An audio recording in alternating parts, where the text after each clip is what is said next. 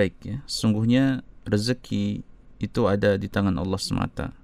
Dia lapangkan rezeki tersebut dan menjempitkannya bagi siapa saja yang dia kehendaki. Pastinya dengan hikmah dan keadilannya ya. Maka seberapa keras seseorang berusaha, jika Allah tidak menakdirkan rezeki itu datang, maka dia tidak akan mendapatkannya.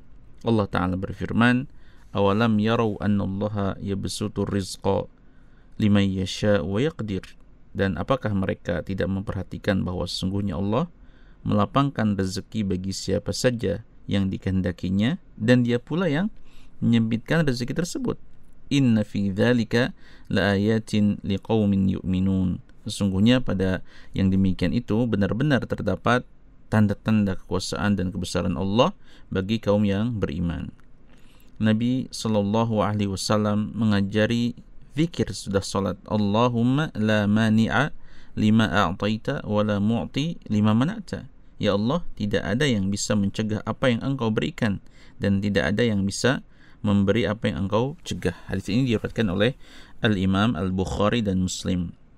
Akan tetapi tetap seorang hamba harus berikhtiar atau berusaha, karena Allah Ta'ala memerintahkan kita untuk senantiasa berusaha dan berikhtiar untuk menjemput rezeki tersebut, dan hasil tidak akan pernah mengkhianati usaha, apalagi jika semua itu dibarengi dengan berbaik sangka ya, husnudzan kepada Allah tabaraka wa taala. Karena Allah Subhanahu wa taala telah berfirman dalam hadis qudsinya ya, ana inda dhanni 'abdi bi wa ana ma'ahu idza dzakarani fa in dzakarani fi nafsihi dzakartuhu fi nafsi wa in dzakarani fi mala'in dzakartuhu fi mala'in khairin minhum. Muttafaqun alaih. Aku ini sesuai dengan prasangka hambaku. Aku bersamanya ketika ia mengingatku. Jika ia mengingatku saat bersendirian, aku akan mengingatnya dalam diriku. Jika ia mengingatku di suatu perkumpulan, aku akan mengingatnya di kumpulan yang lebih baik daripada itu ya, kumpulan malaikat maksudnya.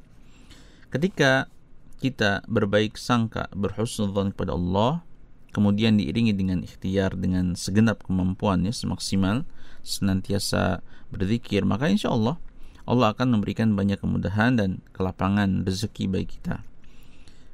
At-Tabrani meriwayatkan dalam Al-Kabirnya dari Abu Darda radhiyallahu ta'ala anhu, dari Nabi sallallahu alaihi wasallam, beliau bersabda yang artinya, sesungguhnya rezeki mencari hamba lebih banyak daripada ajal mencarinya.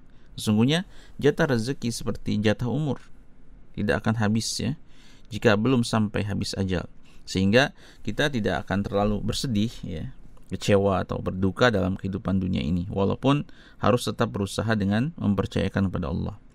Rasulullah sallallahu alaihi wasallam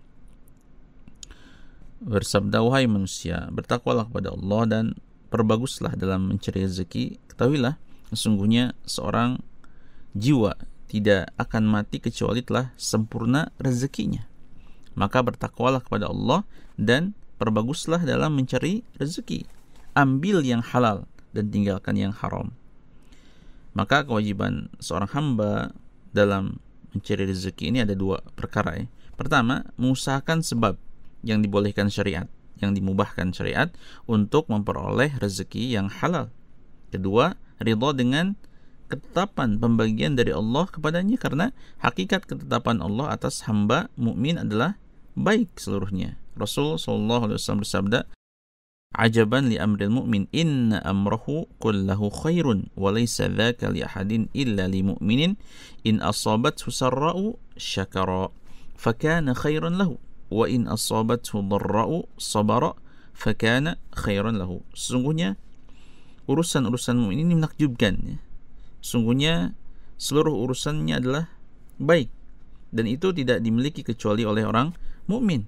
Jika ia mendapat kelapangan, ya, kemudahan, ia bersyukur, maka itu baik baginya. Jika mendapatkan kesukaran, ia bersabar, maka itu baik baginya. Hadis riwayat Muslim. Perlu dipahami ya, bahwa hakikat kebahagiaan di dunia ini bukan semata dengan banyaknya harta. Sesungguhnya kebahagiaan itu dengan iman, dengan hati yang qanaah dan ridha dengan ketetapan dan pembagian Allah Ta'ala.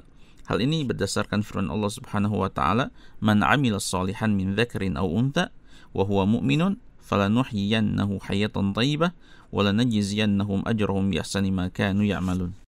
Barang siapa yang mengerjakan amal soleh, baik laki-laki maupun perempuan, dalam keadaan beriman, maka sesungguhnya akan kami berikan kepadanya kehidupan yang baik, dan sesungguhnya akan kami beri balasan kepada mereka dengan pahala yang lebih baik pula dari apa yang telah mereka kerjakan.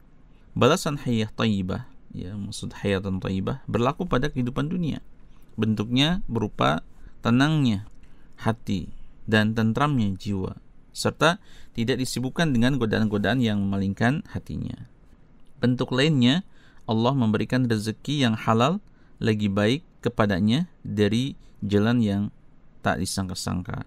Sekali lagi, yang paling penting adalah mengusahakan sebab rezeki sambil bertawakal pada Allah, ya. Jangan lupa untuk berdoa dan menyatakan kesusahan kita kepada Allah dengan berdoa dan bersimpuh, ya, berlutut di hadapannya dalam sholat, khususnya pada qiyamul lail di sepertiga malam terakhir. Saat itu Allah turun ke langit dunia dan menawarkan beberapa perkara kepada hambanya. Siapa yang mau berdoa kepadaku, pasti aku kabulkan. Siapa yang meminta kepadaku, pasti aku kabulkan permintaan itu. Siapa yang memohon ampun kepadaku, pasti aku ampuni. Selain itu jangan lupa meningkatkan taubat, ya, dan memperbanyak istighfar, meminta ampunan kepada Allah. Karena maksiat itu menjadi sebab sempitnya rezeki dan datangnya kesulitan. Hal ini sebagaimana dikabarkan Rasulullah sallallahu alaihi wasallam bahwa sesungguhnya seorang diharamkan rezeki disebabkan dosa yang dilakukannya. Allah Ta'ala berfirman tentang petuah Nabi Nuh alaihissalam kepada umatnya agar banyak beristighfar. Apa yang dikatakan? Faqul tastaghfiru rabbakum innahu kana ghaffara yursilis samaa'a 'alaikum midrara wa yumdidukum bi amwali wa banina wa yaj'al lakum jannati wa yaj'al lakum anhara. Maka aku katakan kepada mereka, mohonlah ampun kepada Rabbmu. Sungguhnya Dia adalah Maha Pengampun, niscaya Dia akan mengirimkan hujan kepadamu dengan lebat. Tadi dengan istighfar tadi, ya. Dan membanyakkan harta serta anak-anak, dan mengadakan untukmu kebun-kebun dan mengadakan pula di dalamnya untukmu sungai-sungai. Surat Nuh ayat 10-12. Dalam hadis disebutkan, man lazimal istighfar ja'alallahu lahu min kulli dhiqin makhraja wa min kulli hammin faraja wa razaqahu min haitsu la yahtasib. Barang siapa yang kontinu beristighfar, maka Allah jadikan baginya jalan keluar dari setiap kesulitannya, kesudahan dari setiap kesedihannya, dan memberinya rezeki dari jalan yang tidak disangka. Selanjutnya, isi kehidupan dengan ketaatan dan kebaikan, amal soleh. Sesungguhnya karunia Allah didapatkan dengan ketaatan dan suka berbuat baik kepada sesama. Sebaliknya, kemaksiatan dan sikap buruk pada orang merupakan sebab kesulitan dan kesusahan. Karena sungguhnya balasan sesuai dengan jenis amal. Al-jaza'u min jinsil amal.